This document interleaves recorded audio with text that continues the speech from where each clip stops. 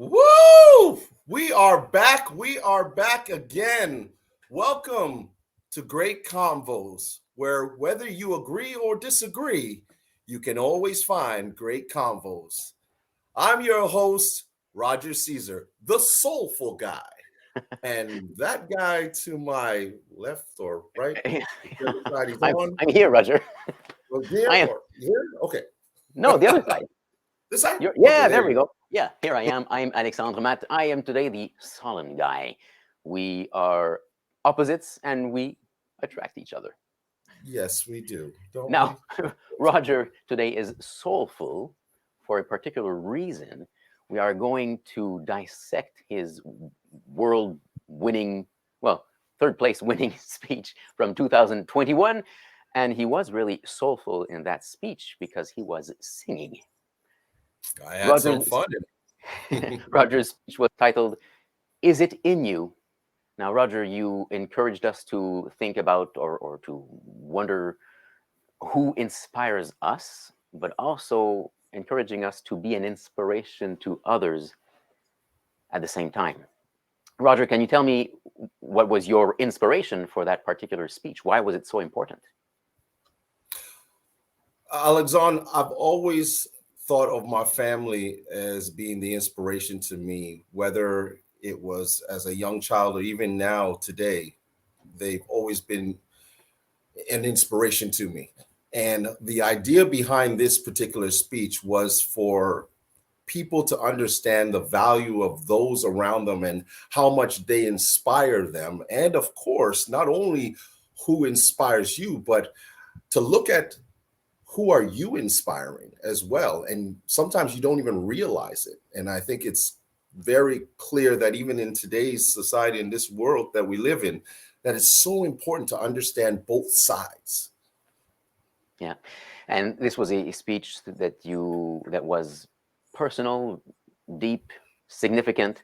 So let's look at a few clips and comment on the content. All right. Here's the first clip. It was showtime. Rayon went on stage first, looking like a deer in headlights and shaking like Bambi. I strutted out like a proud peacock. But when I looked in the crowd, shock look on my mom's face.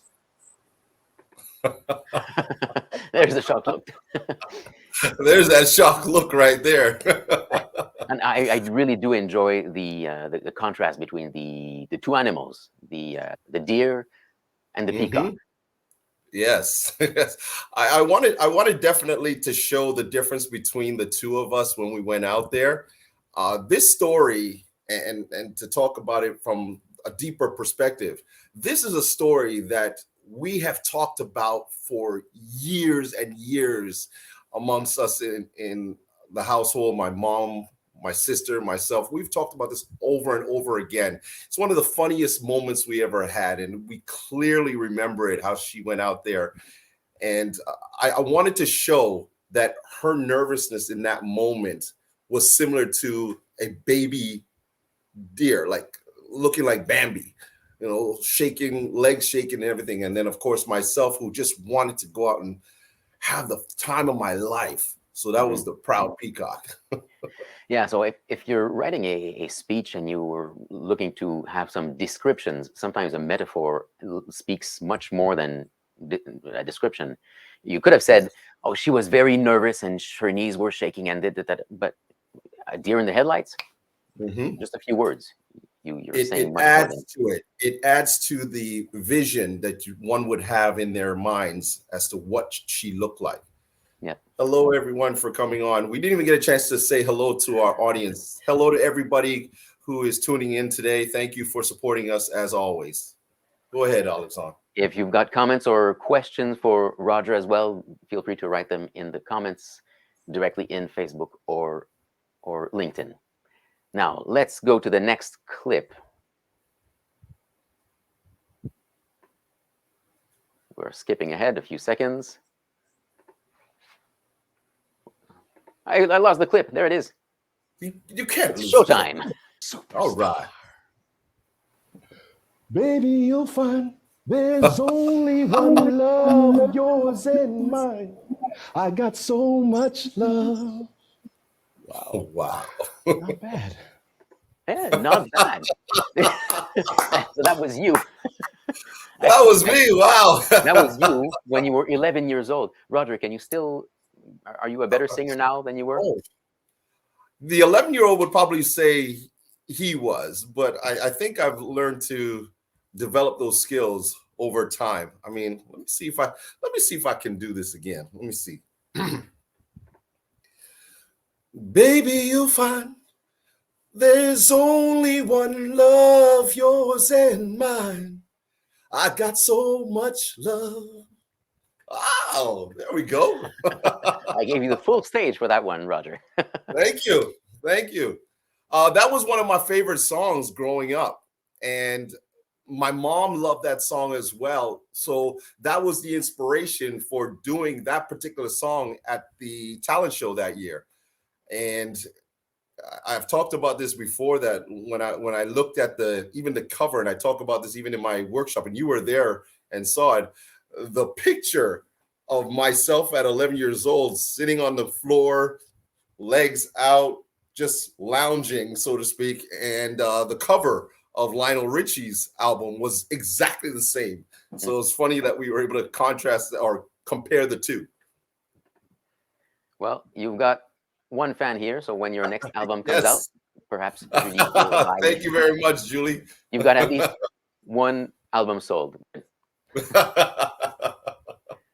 Roger, this next clip, let's look at this here. Mom could see that I was visibly upset because I wanted to be great. You were great. But while you were worrying about you and only you, you didn't see that Rayon stepped out of a comfort zone for the first time because you inspired her. Being great isn't about you. It's about how you inspire others to find their greatness. I love the reaction from the 11-year-old you. Your mom is here, and she has a great personality just from her accent and her mannerisms that you instill in her.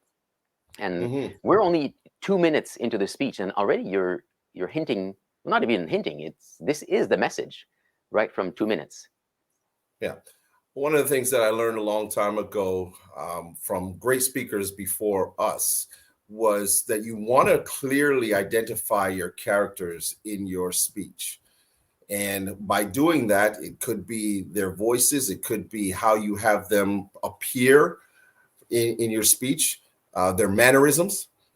I chose to bring my mom's voice into this particular speech and her mannerisms in some of the ways that she would talk to me, so that you could clearly see that she was one of the main characters in this speech. And of course, you saw my sister, who was, like I said, the deer in headlights, Bambi, shaking.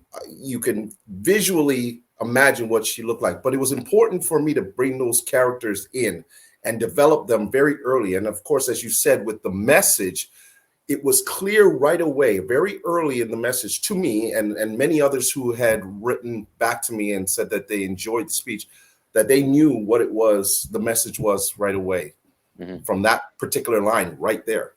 Yeah. Sometimes we can have a tendency to tell the whole story and then at the end surprise the audience with a message. Sometimes it works, but sometimes it's such a surprise that we can be turned off by it. Oh, well, I didn't see that coming at all. That's weird. If you can hint at it, at least hint at it from the beginning, then it's not a surprise. And you are right that there are times when it could work. It could work that you figure out the message because it's smooth in the transition to that message that it comes off very easy, but it doesn't always work. And you're right. The better thing to do is to try to get that message or hint at it early in your speech. Yeah. On another episode, let's figure out tools or tips to do those hints, to bring out those hints. What can we do? Yeah.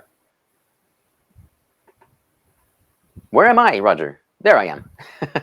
Next clip. Here it is. Age Mom was my inspiration with her words of wisdom. Now, my dad, well, now don't get me wrong. Dad was no pushover. Between you and I, Dad can outtalk a politician. Here we go again, Roger, with a description without. It's not a physical description. It's a description of their personality. It's great, and in just a few words. Mm-hmm. Yeah, you could see the difference again of who the two characters were. Now, in this particular speech, although I focus on my dad in a lot of it, you don't see him from the perspective of his voice or anything like that. You see it from who he is as a person.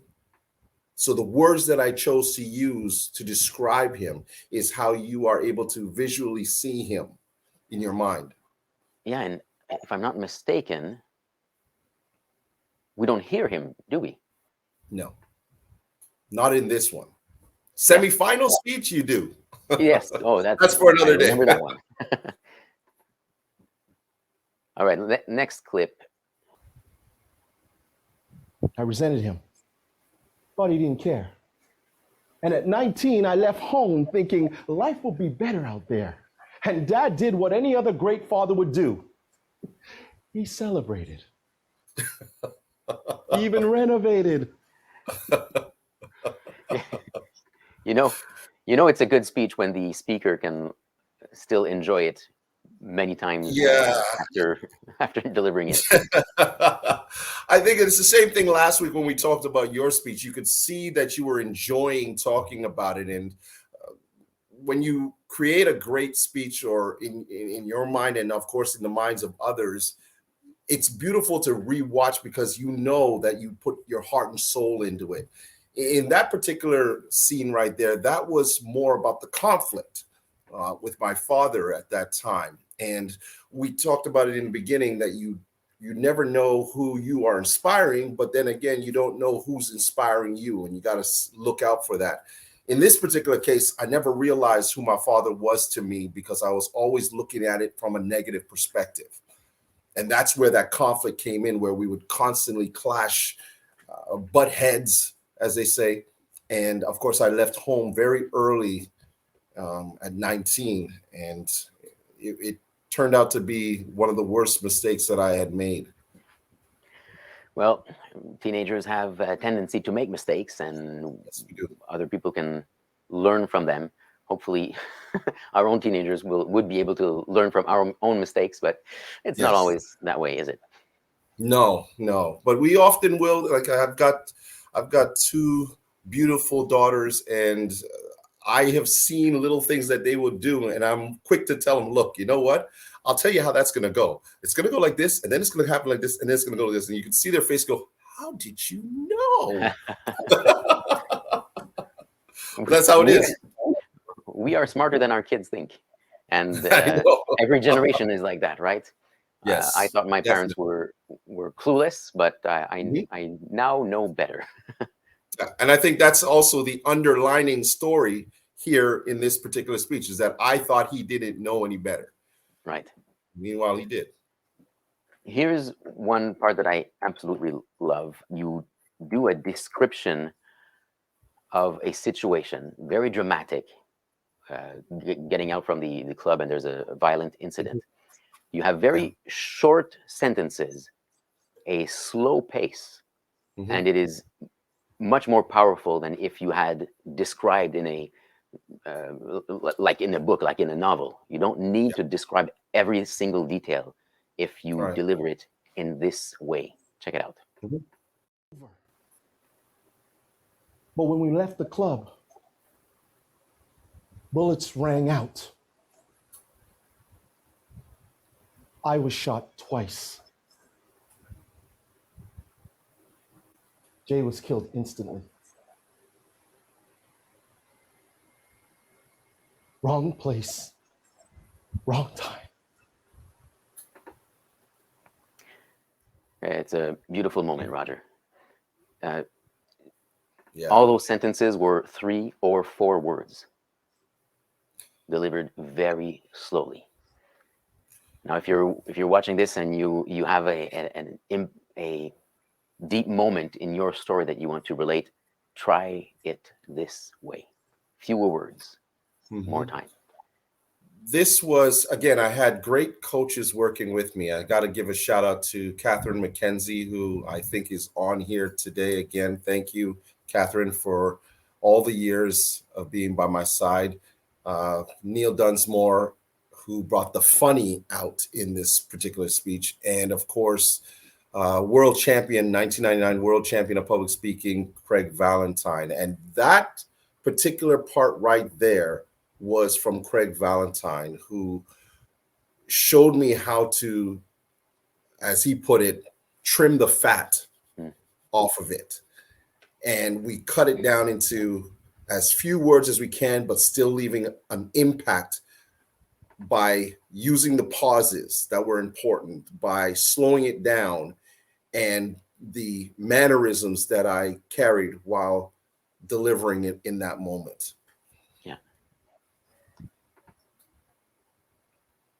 Let's finish. It was with hard. one. It was hard. It was hard to do, obviously, but I knew. Can I say one thing? Yeah. First, what people don't realize, and they probably will ask this question, I've been asked many times before, is how did you get this all started? Like, where? How did it all begin? Like, I created this speech back in 2017, and I really want people to understand how far it came. 2017 is when I actually created this speech. And my goal was, when I went to the World Championships in 2018, was to deliver this in front of a live audience. And the reason was because, of course, the singing part, the funny moments in this speech, I wanted that instantaneous gratification by seeing the audience laugh or scream or, have a great moment in that. And I had to, obviously, when it went to being online, I had to readjust the speech so that it could work. And that's a lot of work and challenges right there as well. So people have to understand how crazy it was to go from a speech that was tailor-made for an audience to doing it here. Yeah, especially considering that in our contests in the World Championship, we did not see the audience. And in your case, it was even pre-recorded, which makes it even, That's right. I think it makes it even more challenging when you know that the audience is not watching it at the same time. Exactly. It's another game. Mm-hmm. Let's go for one last clip, and then we will leave. Here's close to the ending. My mother always said, being great isn't about you. It's about how you inspire others to find their greatness. And she couldn't be more right. And Dad taught me that even in the strength of silence, your actions can speak volumes. Yeah. Today, this is superbly done, Roger, with the two lessons from your both parents that you have already set as contradictions or contrary personalities in your delivery, and here is the conclusion. And in the conclusion, that was important for me. That was important for me to show that it's not necessary that you have to have always words that inspire you. Sometimes it's the actions of others that also inspire you. And that was the case with Mom and Dad. Mom's words were very important to me growing up. That's what inspired me, her words. But it was my dad watching him in action that made me realize what kind of a great man he really was. And that proved, it showed, yes, a contrast in who they were, but also a similarity in that they still had a way of inspiring me. Yeah.